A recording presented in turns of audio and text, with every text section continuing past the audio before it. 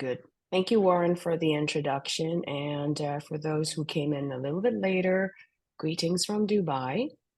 I'm here attending a UN climate change conference. You might have seen that on the news. And it is very interesting that I'm going to be talking about the topic of resistance to change while I'm here in Dubai in this climate change conference, where it is talking about change and is facing a lot of difficulties in making very ambitious progress that is needed to keep global temperatures at well below 2 degrees Celsius warming. And so be it for everyone, it could be suddenly from either within or without. Sometimes we realize that something isn't working for us anymore, right? Maybe we felt like there's something's happening. Maybe it could be a career opportunity, or maybe a relationship change, or it could be a major move, or it could be a health dilemma, or maybe perhaps the plight of a pandemic, or a lure of becoming, or a compelling call to transforming possibilities beyond your grandest dream, right? So as our world turns topsy-turvy, and we all have seen that, especially, since the years of the pandemic, this decade has been really a topsy-turvy decade. Lots of stuff are happening. And the call is accelerating all of us to abandon our comfortable existence and embark on an unknown adventure. Now, you can refuse the call, right? But something will continue to compel you to seek greater conscious awareness along the path of possibility and creativity and service and also prosperity. So in my last talk, I said I was going to talk about resistance to change this time because quite a number of the audience in the last talk was very interested in this topic. So why is it that we often want to change, but find that we are unable to do so, right? So why is change so difficult, even when everyone and everything is aligned around the goal, right? So this is very much in line with what's happening right now in Dubai at the UN Climate Change Conference. Everything is aligned. All the knowledge is there. All the science is there. All the technology is there. All the politicians and the negotiators of all the member states are here, right? But change is very difficult. It's not ambitious enough for us to keep global temperatures well below 2 degrees Celsius warming. So if we hope to develop our potential, we need a better understanding of this change process, right? But why is change so difficult? So it doesn't matter if it's a personal or if it's a group or it's a species change, right? And the reason is that most of us have built-in immunity and resistance to change. So in Buddhism, we call it illusions, right? It is everything under the tip of the iceberg of our minds that we're not aware of, how it drives our visible behavior and choices. It's the unexamined commitments or the values or assumptions that have us, that got us. So in psychology, we call it self-protection. And I would like to go into how it operates in the context of change. Now, bringing to light all the hidden barriers beyond our awareness. So in this talk, we're going to do an awareness building exercise, okay? So every one of you are going to be involved in this. It's not just a one way I'm talking and you're just listening, okay? You have to do this awareness building exercise along with me, okay? And what this exercise does is it makes explicit that which is currently implicit, right? Immunity and resistance to change helps you better understand your competing commitments and truly begin to understand the motivation behind behavior and why change, with all the best intentions, can be so difficult to master. Just like in this conference, it is so clear and it is so difficult to overcome. So when faced with the imperative to change, right, many people go straight to the most obvious tried and true technical solution to address the challenge, right? When the issue really requires a more adaptive approach, right? Unfortunately, so this Einstein's adage often applies. What does it say? Insanity, right? Doing the same thing over and over again, expecting different results, right? But that approach no longer cuts it in today's complex and interconnected environment. The resistance to change model that I will be introducing, okay, has three necessary ingredients. And those ingredients are, the first one is the motivation to change, okay? And the second one is the work must simultaneously involve or engage thinking and feeling.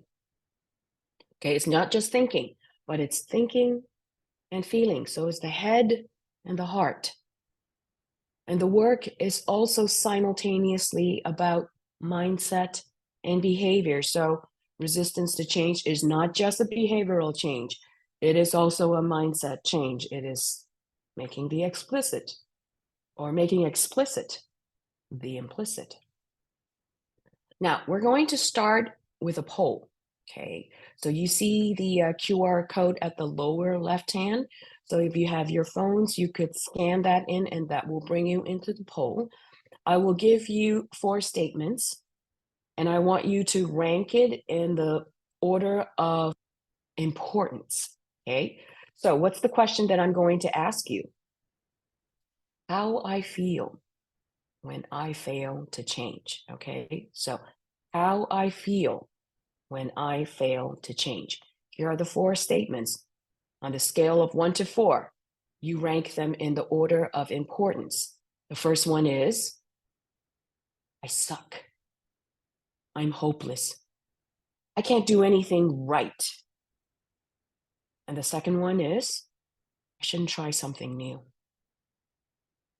And the third one is, I'm not being practical with my expectations. And the fourth one is, maybe there's others. Okay? So these are the 4 statements that you go to Menti. And for those who cannot scan the QR code, you could type in www.menti.com, enter in the code 7415258. Now I will ask Warren to put this on the chat box so that you could click those and get in. Please do that right now and we'll see what the poll looks like. In the chat box.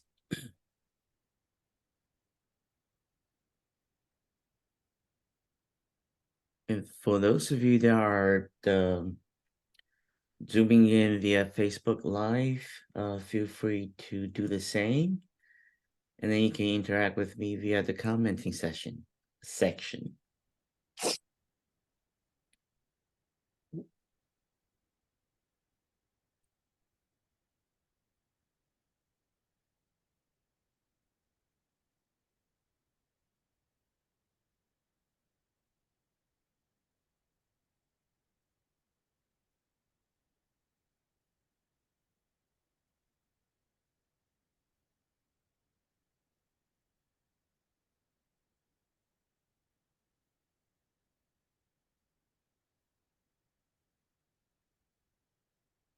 Okay, I'm assuming everyone is done.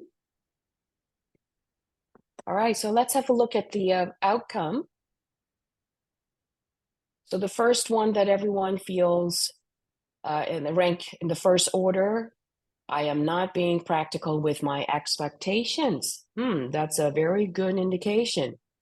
Second is others. There may be other kinds of feelings when you fail to change. And the third one is I suck and I am hopeless. I can't do anything right. And the fourth is I shouldn't try something new, right? So most people would think they're not being very practical with their expectations. Well, this is very interesting and revealing of this group of people. Now, let me return again to my PPT. So resistance to change actually provides a path to understanding root cause for people wanting to change a behavior. So the two authors, Robert Keegan and Lisa Laley, presents actually a process and a roadmap for diagnosing and understanding reasons why individuals struggle with change. So, and I'm using their model because I find that it's very helpful. And so I often hear people say something like, ah, he's too old to change, or ah, she has acted that way for 40 years. Good luck trying to get her to change now. Sounds familiar? Right? So I find that this model it does have some proven success in helping people change their long ingrained behaviors and habits. So this resistance to change model is based on us, okay, every one of you completing a 4-step immunity map, right, to get to the root cause or maybe the reasons for our negative behavior. So what are the 4 steps? And the first step is the commitment, right, which is an improvement goal, okay? So the commitment is what you want to improve, what do you want to change, right? Then the second step you do is behavior assessment. What are you doing or not doing instead, right? So here we are working out our resistance to change map. So the behavior is what are you doing or not doing instead that will help you fulfill your improvement goal, right? And the third step is what is the hidden competing commitment that is holding you back. So looking at the behavior of what you're doing or not doing instead, it will reveal to you the hidden competing commitment to your original commitment of change that is holding you back. And the fourth step, what is the big assumption? This is the unexamined assumption that drives this hidden commitment. So that's the 4 steps we're going to engage in. Now, before we start, let me ask you that question then. So what is resistance, right? So resistance is when there's a part of us that wants to move in one direction, right? So for example, towards an important goal.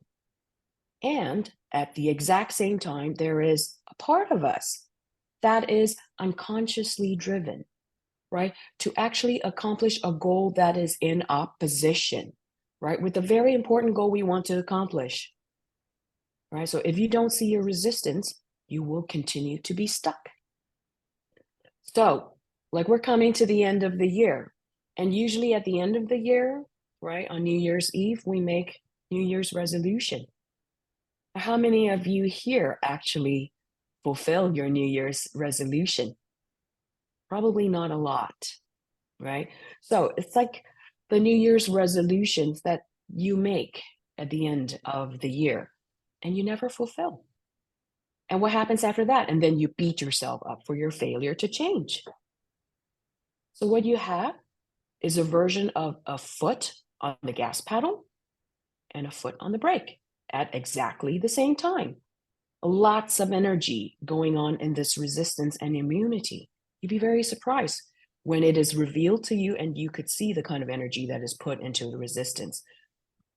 Excuse me for a second, I'm going to cough.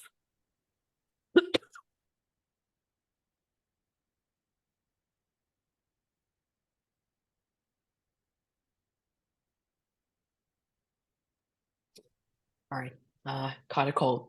Okay, so basically what it is doing is it's maintaining the status quo and it's keeping you in your comfort zone, right? That is preventing you from moving out of your comfort zone, and that is called resistance to change. Now, the good news is immunities and resistance can be overcome. Let me give you an example.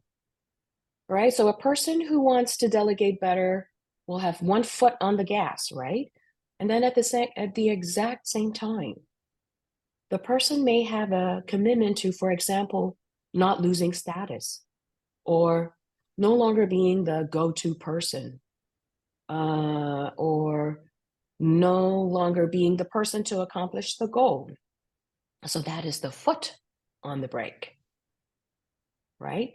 And it is a perfect example of somebody, right, who wants to definitely want to make headway, right, by being a better delegator, but at the same time, not wanting to give up the self-protection mechanisms that is basically allowing the person to feel good in their work setting, right? So you can be highly motivated, wanting to shift how you're acting, and despite your best intentions, it's basically not shifting in any consistent or reliable way. Let me give you another example. On the one hand, it is to everyone's best interest if we can collaborate more. So in this instance, this climate change conference, right? But on the other hand, we are protecting what we already have. So maybe the goodies that come from us getting a high profile from our individual performances, right? Again, it's invisible self-protection mechanisms. So those commitments are in tension, right? Tension, right? Or opposition with each other. And if people don't see what's going on, they will continue to put a lot of energy into trying to make the changes with technical adaptations that won't really be able to stick. So what technical adaptations are we talking about? It could be, for example, more rules and punishments, right? Or inventing something that could fix the issue. But you can't force a behavioral change and expect it to be sustainable. Let me repeat that again. You can't force a behavioral change and expect it to be sustainable, right? So people have the mistaken illusion, right, that innovation through science will fix our problems or problems of the world, as what is happening in this UN conference, right? Yes, it could, but it's not sustainable, right? You can't expect different results with the same level of thinking that created the problems in the first place, right? So that is what Einstein calls insanity. You can't expect different results with the same level of thinking that created the problems in the first place. So we need to shift mindset. So the change we're asking one another to make is actually not so straightforward, right? Willpower and motivation alone are not enough. So the biggest lesson to me in all of the work I've done over these years and decades is people often underestimate how much energy is unconsciously put into keeping things at status quo, things as they were. We need our villains and for us to be victims.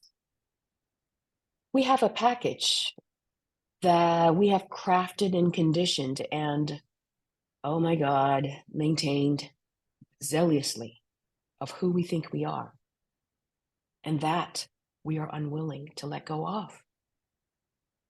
And this is the illusory attachment to permanence of a phenomena instead of acceptance of the flow of causes and conditions. Change is actually very challenging, especially when it involves losses of some sort or losses of the ways we'd like to see ourselves in our various living environments or settings. In Buddhist terms, this is our dissatisfactoriness, right?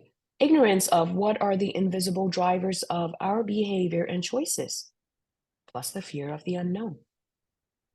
So that is actually our attachments to our very carefully maintained and perpetuated status quo that blinds us to reality as it is. So these are all resistance and immunity to change. Or in other words, self-protection, status quo, what is known, right? So what happens when we're challenged to change and we don't see there is an underlying immunity? Then we get into very difficult self-talks with ourselves like, maybe I'm not being reasonable with my expectations, right? That was ranked number one for a lot of people, right? Or maybe you beat yourself up and you say, oh, I'm a loser. I can't do this, right?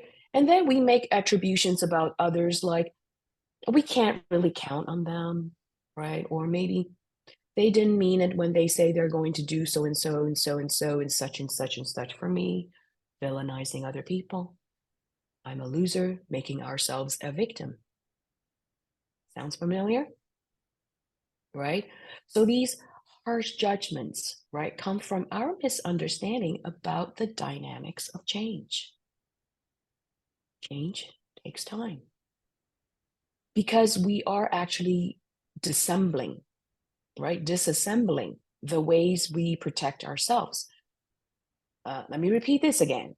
Change takes time because we are disassembling the ways we are protecting ourselves. It is a really hard thing to do. Change has many different dimensions to it. And all too often, we tend to go to the easiest solution set. And what is that? We move to technical solutions. While the technical dimension is very important, right? An adaptive timeline is needed for people to discover their immunities and to make the mindset shift, right? Technical dimension is important and it's very fast, but it's not sustainable because an adaptive timeline is needed for us to discover our immunities and make the corresponding mindset shift. So I think one of the biggest errors that we make is just not making enough room for genuinely the human dimension of loss that is involved in change work. Now, we're going to use a resistance to change map that will reveal how maybe our subconscious competing commitments were effectively preventing us from blossoming into the kind of bold, dynamic human that the world needs us to be, right? So while our actual behavior, which is the doing or the not doing instead, contradicts our explicit visible commitment, and it serves our hidden commitments very well, right? So as long as it is sustained by unquestioned big assumptions, right? Or I would call this the unexamined assumptions. Any change of the actual behavior is very, very unlikely. Now, I'm going to go through the entire process with one of my students' resistance map, and then I will explain the dynamics with more detail, okay, using his example. And you can reflect on this and do your own resistance map as I'm going through this together, all right? So first, I'll give you a minute. Just take a piece of paper and draw 4 columns, okay? Write down the titles as you see in the PPT right now. Okay, while I go through the process, and I'll give you time to write down your own. So I'll give you a minute. Go grab a piece of paper and a pen and draw 4 columns and write down the titles that you see in the resistance map, 1, 2, 3, and 4.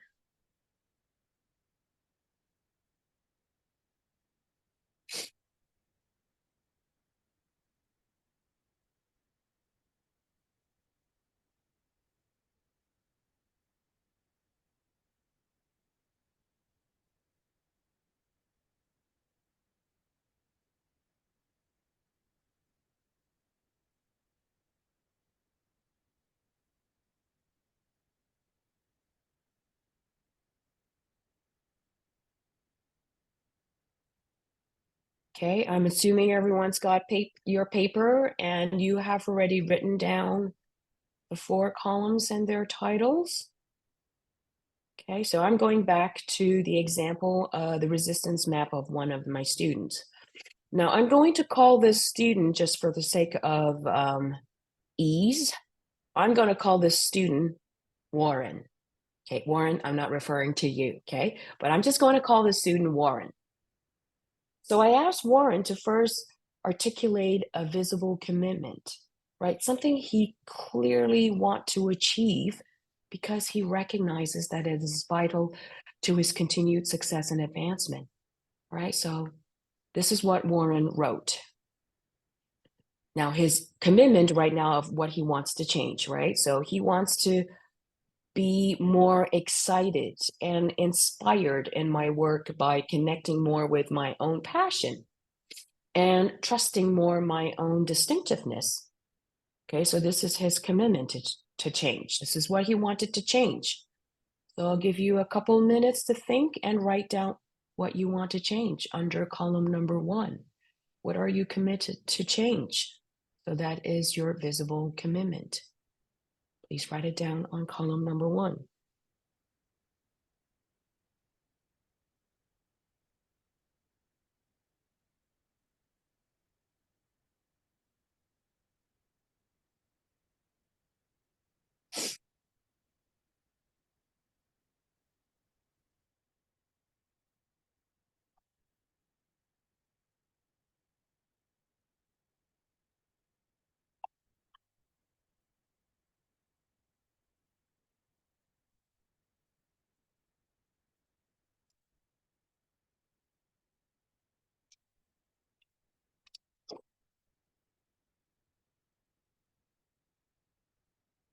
Does anyone need more time?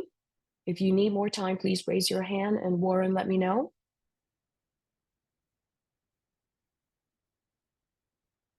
And since I'm not able to see some of you, feel free to just let me know via the chat. That's fine.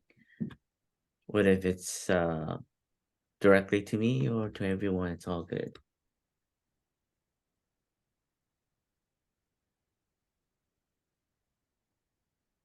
Let's give it 30 seconds.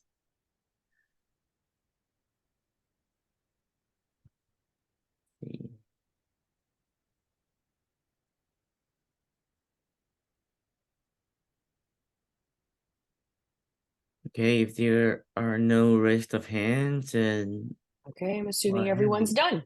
Yep. Okay, so let's go on to the next one.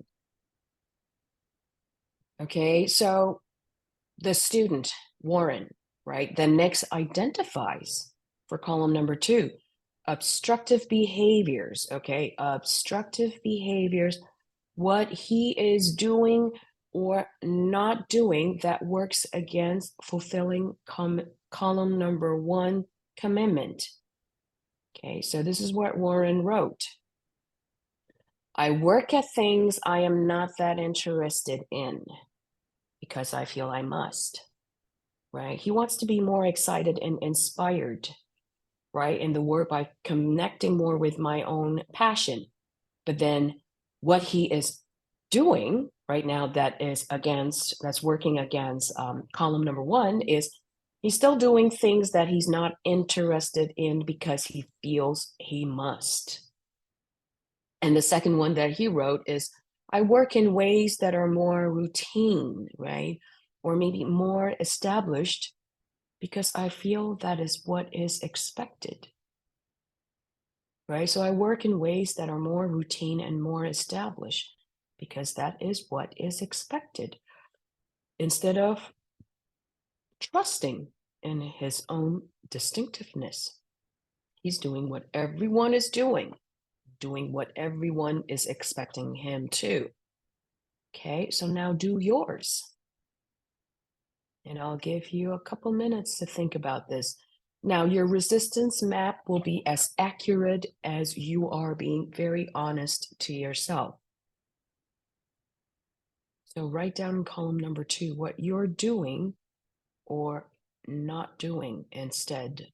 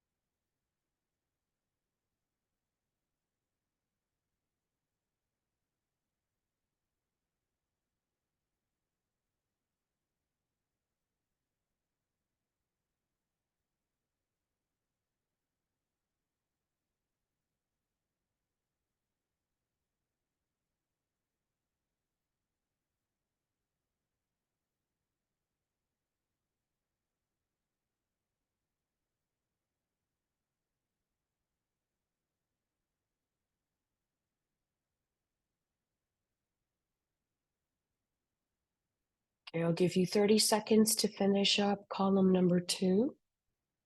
Now, at any point in time, you are a little confused or you're not quite sure what you're supposed to write down in any of the columns, you can either raise your hands or type it in the chat box. And Warren, just feel free to read out any or let me know if anyone raised their hands, okay? Will do. Okay, thank you, Warren. Okay, so instead of regarding these behaviors as things that just need to go away, right? We need to see column number 2 as valuable information. Now that can be mined again. Okay, we're going to go in deeper to gain a deeper understanding of how Warren actually makes choices. Okay, so we're going to go deeper right now. Let's mine for more information because this deeper understanding is realized when Warren explore and identify the motivating forces behind his obstructive behaviors. And this is what we call the vitally important hidden commitments. Now, this here now, column number 3 and columns number 4 are actually the more difficult part. Now, let me say this again. This is more difficult. This is more difficult than the first 2, okay? Because we're actually mining for more information to reveal your resistance map. So now looking at column number 2, see if you can identify anything even vaguely like a fear in there, in that statement that you've written. Either it's a fear or maybe it's a discomfort that is associated with doing other than what you have written down in column number 2. If I don't do that, what happens? Right? If I don't do column number 2, what happens? Right? So it should have this common feature. It names a particular form of self-protection to which we are committed and which competes with the commitment in our first column. Okay, it's a fear or a discomfort. That's why it's a self-protection mechanism. Okay, so let's look at Warren and see what Warren discovered when he wrote this. It was difficult for him to discover it, but after trying this a little bit, thinking about it, he saw what was his fear and the discomfort that he had. That's why he was doing column number 2. He was doing column number 2. It's because he wanted to be well regarded by those who evaluate me, right? That's why he feels he's doing things that he's not interested in because I feel I must, because people are going to evaluate me, right? And then he does not want, he's like, he does not want to run away from reputational or maybe social or economic risks, right? So he's running away. He does not want to take any risks that might damage his reputation, that might change his reputation, or that would change his social status or economic status. So because of that, he worked in ways that are more routine and established because it's what everyone is doing, right? He doesn't want to take risks because I feel that is what is expected. Suddenly, he saw his competing commitments, his protective mechanism. Okay, this is the more difficult part, is how, when you're looking at column number 2, to reveal the source of your discomfort or fear. So now do yours. If you have any questions or you're not too sure how to help, how to come up with that, you could raise your hands or type in the chat box again. I'll give you maybe 3 minutes to really ponder about this and write it down. It takes a little bit of time because you've never thought about it that way. It takes a little bit more time.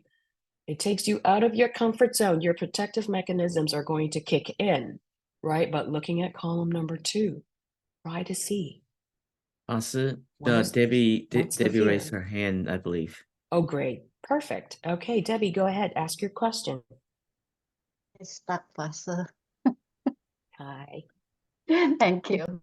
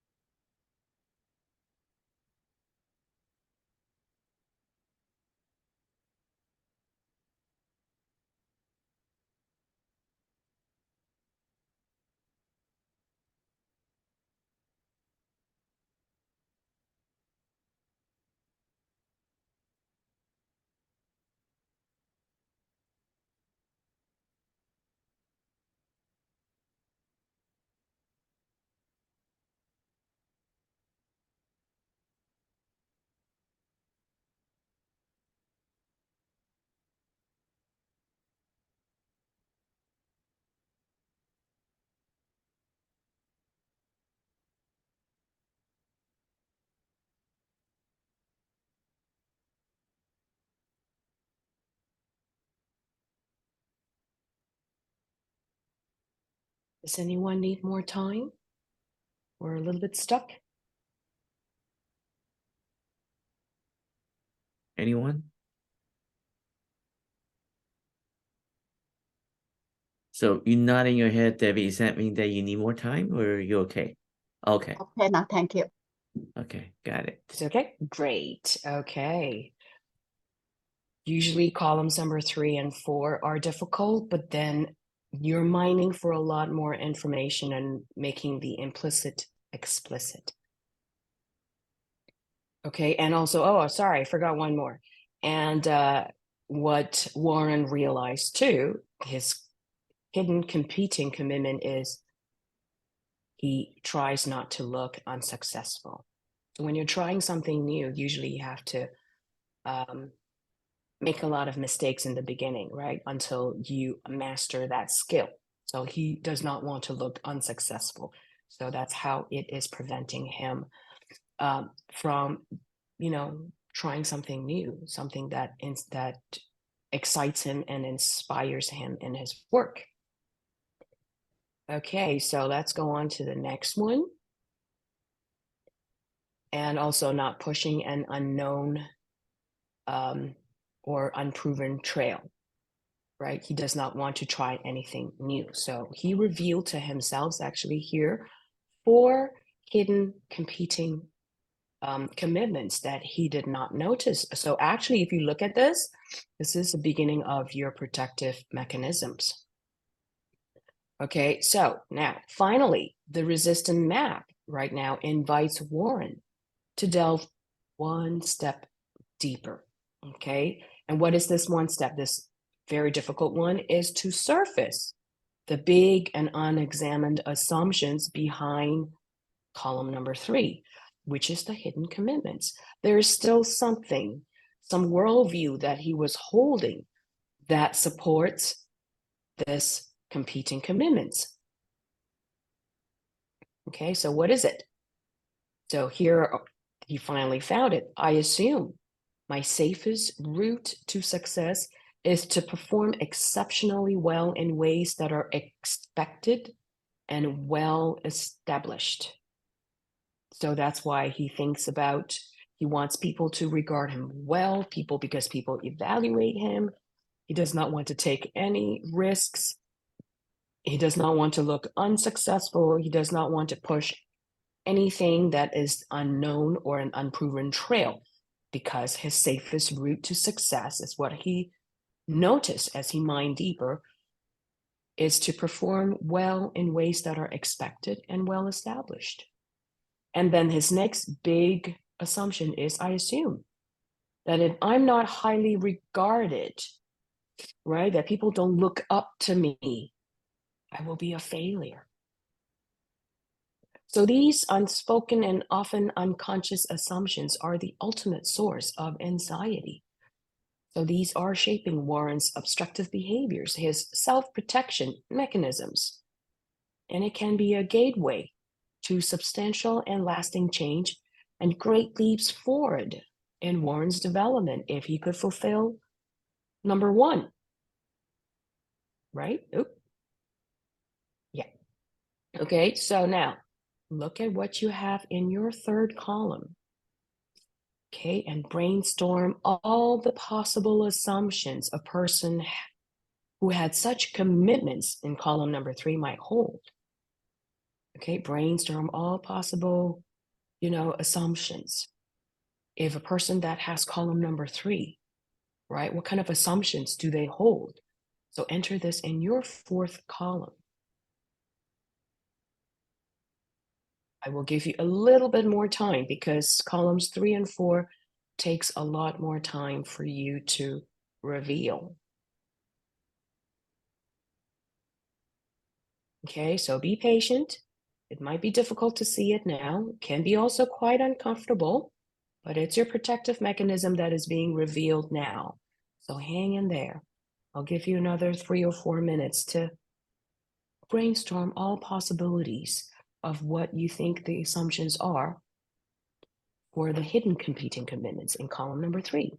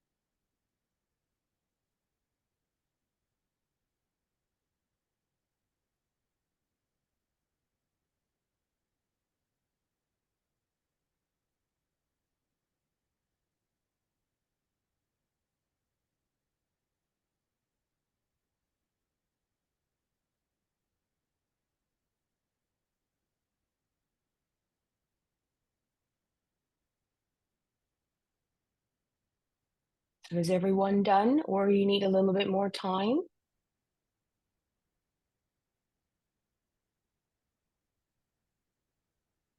Do we need more time, folks? Let me see.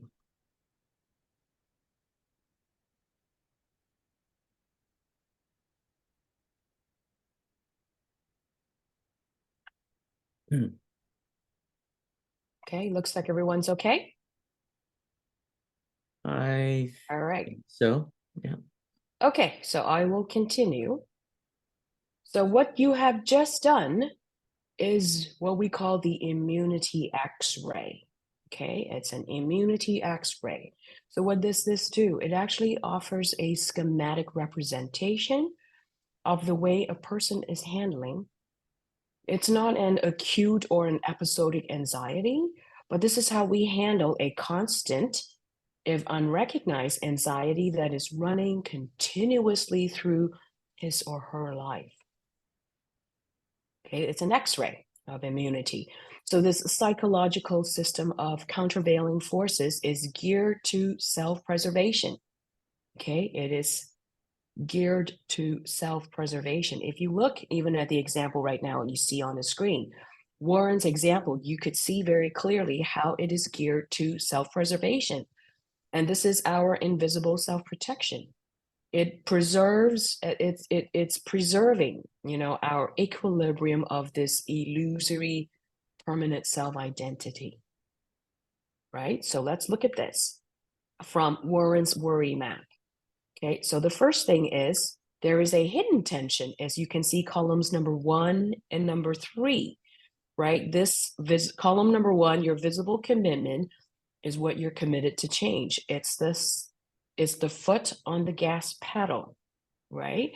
And column number 3 is your hidden competing commitment, that is the foot on the brakes, right? That is keeping you from change. Okay, so that's the hidden tension that you feel all the time. Now, what's next? Your self-protection. How is it being revealed?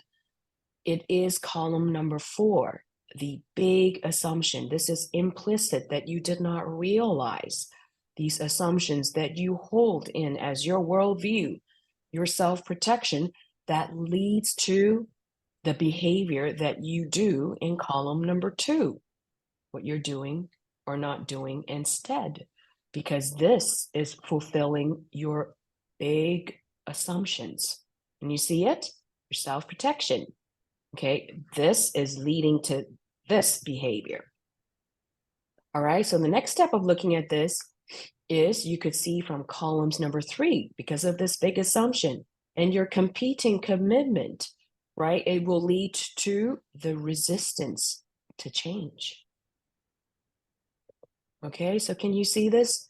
Columns number 1 and number 3 is the hidden tension, right? There is a resistance that you can see, right? And how is it being, how your big assumption, right? This implicit protective mechanism, self-protection, is causing you to do things in a way that fulfills that view.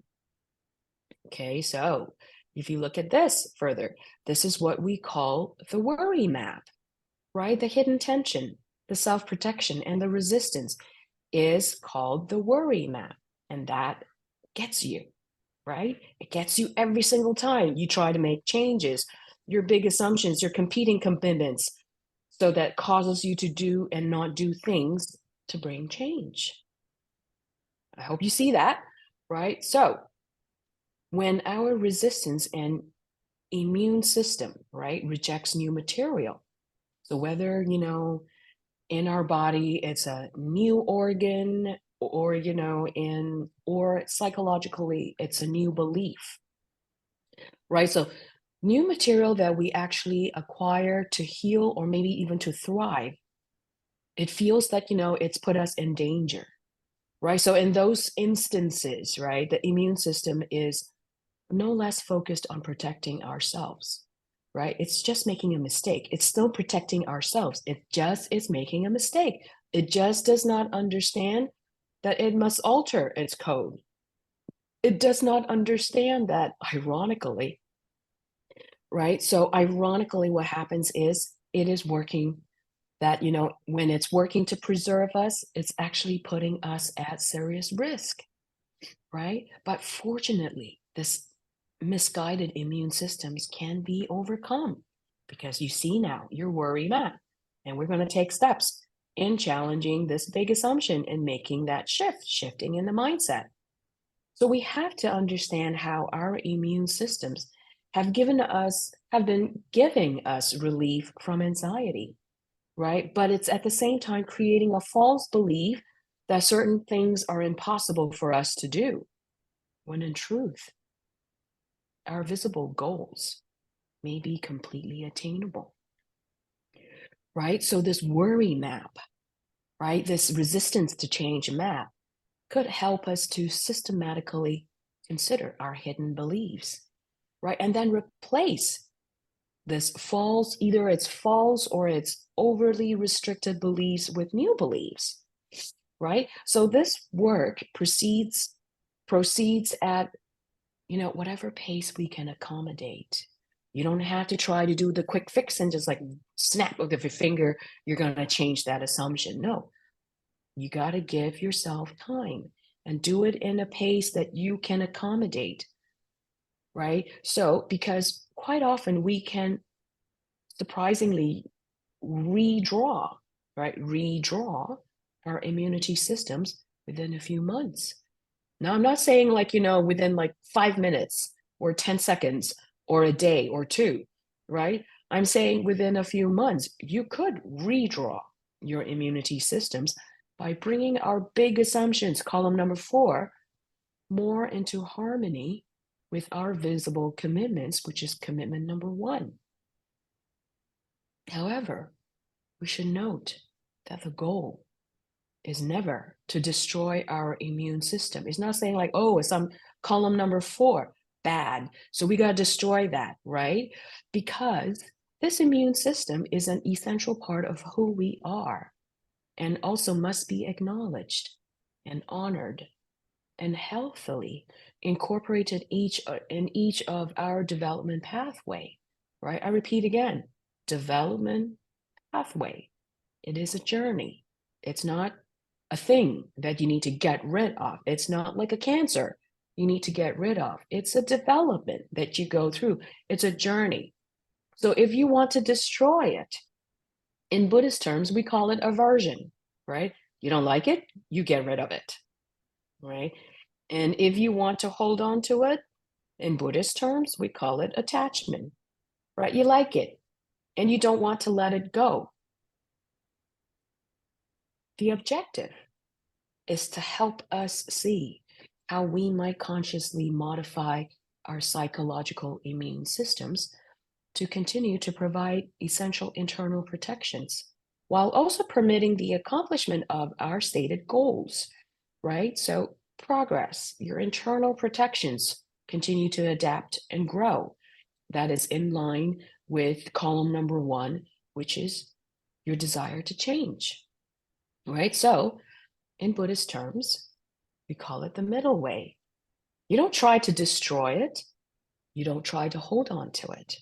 But you accept both sides of your ego and allow yourself to evolve.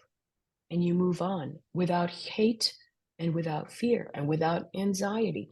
Even if there's anxiety, understand that, hey, it gives you an opportunity to uncover that source of anxiety, that tension, so that you could see this assumption that you're holding on to, that you could test that theory. So you move forward with equanimity, right? So far, I've gone into great detail about how to develop our resistance map, right? And how to actually, through the resistance map, to mine for hidden and unexamined assumptions that hinders our potential, right? So everything is perceived within the context of what we think and how we feel, right? Columns 1 and 2, we think. Then you have to think about what makes you feel uncomfortable. Columns 3 and 4, protective mechanisms kick in, right? So, but it is still limited to I, me, and mine. So how do we bridge our resistance map and expand it right beyond ourselves to include the context of the entire world, right? Because we don't live in isolation, right? We live in the world of complex interdependent relationships. So we take it beyond us so that we could understand our faults and shortcomings are not just us, right? But rather, sometimes it's not I, me, or mine. Sometimes they are conditioning from different sources, right? So here I would propose using protecting the spiritual environment as a framework to bridge, to connect our inner world with the world around us outside. So this is the case for innovation. So spoiler alert, okay, spoiler alert, we will be continuing this conversation in the next talk that I will be giving next year. Because now that we can see our defensive mechanisms, our resistance to change that gets us, so that's our worry map, tension, protection, right? How do we move forward from that? How do we see some of that is our own resistance, and some of these could have been conditioning from the outside environment, right? I would think that some of you would be interested in finding that out. Okay, so I'm going to open now to Q&A, and if some of you would love to be of service with the rest of your fellow mates on this call, you could also share your worry map with us and see if we could guide and share with us, like, you know, what you discovered your protective mechanisms are, or maybe I could guide you through if you get a little bit stuck. Okay, so anyone would like to share? I'm going to actually stop sharing so I could see people.